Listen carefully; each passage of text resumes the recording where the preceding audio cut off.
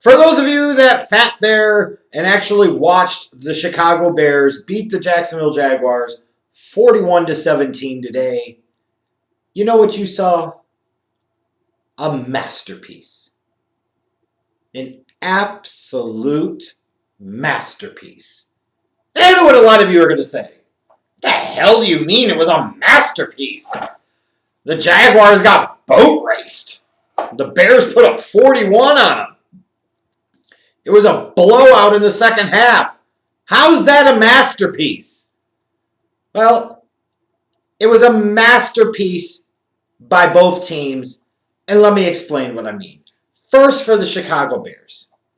Leave it to the Bears to now string together a series of wins after 6 consecutive losses, getting fortunate enough at the tail end of the season to face really, really bad, crummy, crappy defenses and really crummy, bad, crappy teams, and find a way to shoehorn themselves into a situation where it's a win and they're in scenario in week 17.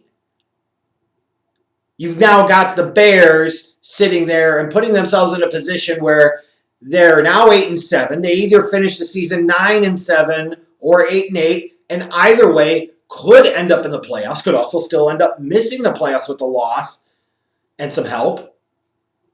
And now you're in a position where people are trying to talk themselves into Mitchell Trubisky coming back next year, Matt Nagy coming back next year, Ryan Pace coming back next year, Ted Phillips being in charge next year. Like, this is a masterpiece of mediocrity of the McCaskey way, if there ever has been one. Like, to go out against a team today like the Jags, who are clearly tanking and not even trying to hide it. More on that masterpiece in a moment. And going out there and struggling in the first half against this Jags team that doesn't want to win, is intentionally setting out to lose. And the Bears had to be gifted a turnover after Mitch's horrible Cutler-like interception in the red zone. I'm going to throw it into quintuple coverage in the end zone. That'll work out well, right? And then to be gifted an immediate turnover back, gifted field position to set up an easier field goal and still only be up 13-10 at the half. Like, if that's not the epitome of mediocrity, I don't know what the hell is. You're struggling against a 1-13 Jacksonville team that has lost 13 consecutive games and has set out to intentionally lose this one because they have a vision, a dream in mind, and that vision, that dream is the number 1 overall pick in Trevor Lawrence, and they will not be denied, and they cannot get stopped. So now Bears fans are going to find themselves celebrating and being all giggly tits about, well, this offense put up over 40 points this week. This team's going to be dangerous in the playoffs. Never mind the fact that defense looked like crap in the first half, and the Jacksonville Jaguars defense is atrocious. They can't tackle anybody. They seemingly refuse to cover anybody, and the Bears still struggled in the first half. And you could talk about, oh, they obviously made some adjustments in the second half. Did they really? Or did Doug Marrone and the Jags coaching staff make some adjustments in the second half, if you know what I mean? So you can sit there and celebrate and say, hey, it was another solid performance from Mitchell, by God. Until you think about that horrendous red zone pick. Like later on in the game, Cole Kmet's wide open. Just hit the dude in stride. Like, numerous times throughout the game, you see Mitchell Trubisky's throws still off the mark, and sometimes his receivers being talented enough to be able to make plays on him. There was one play early on in the game where his throw to Allen Robinson was so low and so bad that it actually threw the Jaguars defender off of Robinson and allowed Allen to pick up some additional yards in the first down. Like, sometimes being bad can be beneficial. But you're talking about a team that in the second half started running Montgomery more, got a little bit more into what has helped them the past few weeks, kind of get into this, hey, we still got the chance mindset of winning crappy football games against crappy teams. This is a masterpiece of Bears mediocrity. An absolute masterpiece. you were in a dogfight in the first half, and it took the other team intentionally trying to lose and doing everything they could to lose in order for you to win and win comfortably in the second half. So Bears fans certainly are going to celebrate this performance and say, hey, Trubisky was good. Yeah, he made a mistake, but who cares? Like, when you put Trubisky in situations where he has to actually make Big Ten plays, he consistently does not make them, which is something that a competent QB should at least be able to do in the NFL some of the time. Well, whatever. You guys believe what you want to believe. But it's a masterpiece. Because leave it to the Bears in a season where the NFL just happened to expand the playoffs from 6 teams in each conference to 7 teams, for the Bears to now find themselves in that 7th slot at a whole whopping record of 8-7. Like, that's Bears football. To where you're still going into week 17, and they could make the playoffs with a win. They could technically make the playoffs with a loss. But yet and still, they're the 7th seed, and they're not going anywhere. And meanwhile, you got a defense that's supposed to be so chock full of talent that is playing way underneath, way underneath the investment that has been put into that side of the ball. Like, celebrating mediocrity to get a fluke-ass playoff appearance that will result in absolutely nothing is peak Bears football. Just enough to be able to ensure that everybody comes back, and maybe we're passing out extensions. Let's just exacerbate the nightmare and make it worse. It's a masterpiece of McCaskey mediocrity. That's what you got out of the Chicago Bears today. But man, what you got out of the Jacksonville Jaguars today was a masterpiece of an entirely different level. Like, you know the tank is in when they're talking about during the week that they're having a quarterback competition to determine who's going to be the starter Sunday against the Bears. Are you fucking kidding me? It's week 16. You know by now. What you were looking for was any excuse to start giraffe neck Mike Glennon because you were afraid and terrified that Gardner Minshew would provide a little Minshew magic and potentially screw up the chance at Trevor Lawrence. Like, it's so transparently obvious. If you can't see this, then you are being willfully ignorant and delusional to reality. It's clearly obvious. And when you look at the way that this game played out, like, there was lots of fear and trepidation for the Jaguars fans and clearly for the team and organization as well. Because you're talking about late in the first half when the Bears are driving, Mitch makes that horrible boneheaded-ass play rolling out to the right, throwing into quintuple coverage. The Jags pick it off. You're saying, okay, you probably play it safe here. And you go into half tied at 10. You've got a chance to win this game. Now, if that's your mindset because you actually give a shit about winning, that's what you do. But the Jags said, no. We want Giraffe Neck Glennon to sit there and throw over the middle of the field late in the first half deep in our own territory because nothing bad could happen there, right? Picked off. Like, that's when you know it's really not passing the smell test and it's glorious. And then the Jags sit there.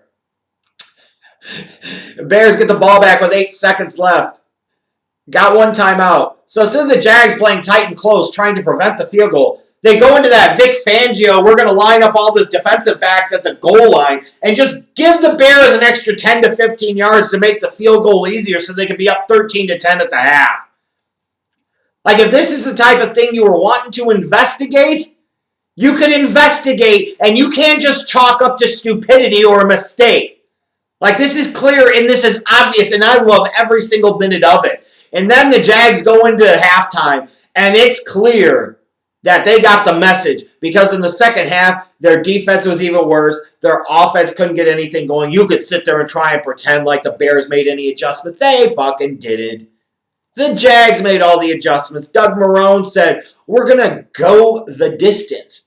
We could smell the possibility. Shad Khan has promised me a kickback if I deliver to him the goal, which is the number 1 overall pick, because we know we suck, so we're going to commit fully and completely to the tank, not sit there and do what the Jets do and be in position for it for 14 weeks, and then in the next 2 weeks, screw everything the hell up.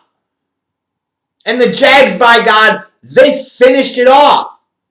And even as you're going through the game in the second half, when the Jags offense can't do anything and the Bears are running away with it, Glennon throws another pick, and you're sitting there and you're saying, okay, if you actually cared about winning this game, Gardner Minshew would now be in the lineup. He never made it into the game because the Jags were intentionally trying to lose. So don't ever buy into that bullshit where you get people on Twitter and in football media that say no team would ever actually set out to intentionally lose. You clearly saw evidence of it in today's game. And if you can't see that and appreciate the magnificence of going the distance of this organization, having the vision, the dream in mind, and setting forth to do everything they possibly could to make that possibility, that dream, that vision a reality, then I don't know what the hell to tell you. Because you're clearly delusional, not in touch with reality. And the Jaguars were rewarded. They lost this game. The Jets won. The Jets now have 2 wins. The Jags only have 1. So the Jags can literally go into next week's game, actually care, and try to win to get a little bit of a better flavor on the season. And because of strength of schedule, and theirs being softer than the Jets, the Jacksonville Jaguars have won the tank for Trevor sweepstakes. They lost for Lawrence, and they lost enough. They finished the job. They went the distance. And it's frankly kind of frustrating because as a Bears fan, I got to sit here and hear all this talk about a mediocre-ass team and people getting all pumped up and excited, now sitting there getting delusional. Hey, Mitch has played average against shitty defenses. Let's give him an extension.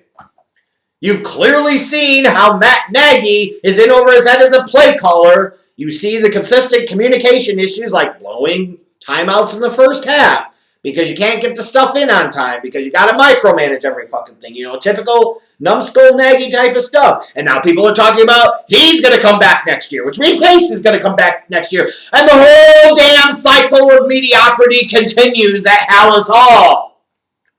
Meanwhile, the Jags are about to get their quarterback in the future. They've got a crap ton of cap space. They've got draft pick capital. They've got all of these things that make them much more well-positioned in the long term to be a potential legitimate contender in the AFC. The Chicago Bears are sitting there and deluding themselves with visions of grandeur because they might go 9-7 or hell even 8-8 and backdoor their asses into the 7th seed in the playoff. That way they can get their shit rocked in the wild card round on the road against the Saints or the freaking Seahawks. They're just setting up for failure. Costing yourself draft position, cost yourself even more so because there's going to be a doubling down now. This was my nightmare scenario. And once this team started winning, I said, oh God, here we go. And here we are. You're going to go into week 17, and assuming the Packers have something to play for, you're not beating Green Bay.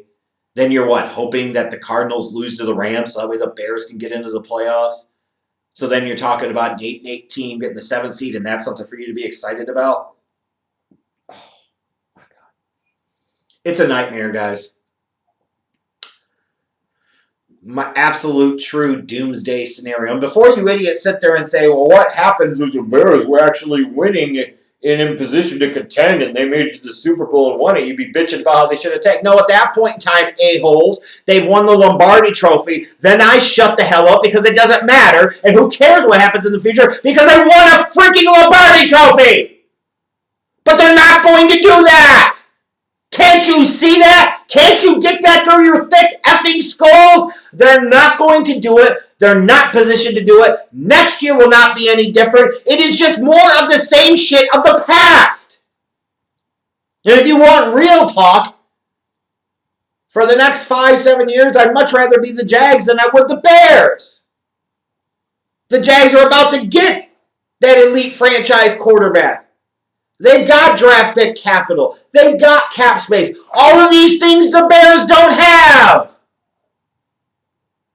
So it was a masterpiece for both teams today. The Jags for setting the vision, having the dream, and doing everything they possibly could to achieve it, and being rewarded in kind. Congratulations, Jaguars fans. You now get to root for Trevor Lawrence potentially for the next 10 to 20 years. And meanwhile, the Chicago Bears and their fan base are celebrating the thought of potentially being a 7th seed in the playoffs. A masterpiece for both organizations.